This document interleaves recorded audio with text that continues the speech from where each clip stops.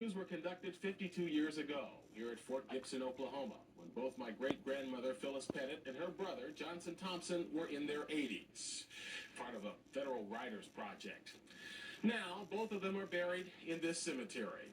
But after I read their words, I was set on a mission to find out how my family became slaves of the Indians. I learned that beginning with the administration of George Washington, it was the policy of the U.S. government to civilize the Indians by teaching them modern farming techniques. To adopt agricultural practices that patterned after the whites, and one of those in the South was slave trade. I don't ever talk about it very much because I think it's a very shameful part of Cherokee history, and so I've purposely avoided involving myself in that whole issue.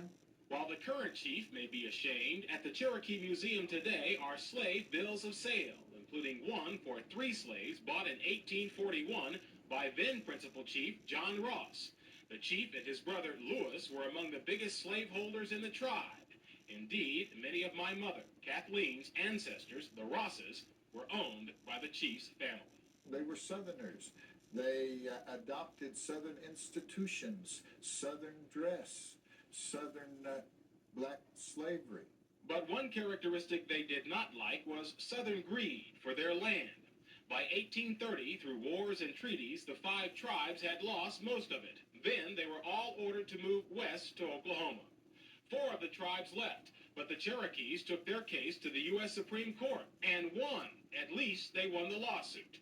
Then the man on the $20 bill stepped in. And President Jackson essentially told the Supreme Court, you made your ruling in favor of the Cherokees, now, try to enforce it.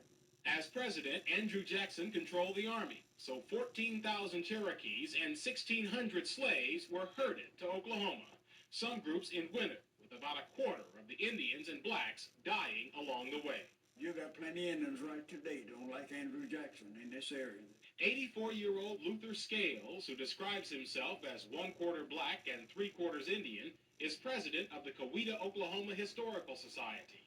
He remembers stories his Creek Indian grandfather told him about the removal, which was devastating for the Creeks as well.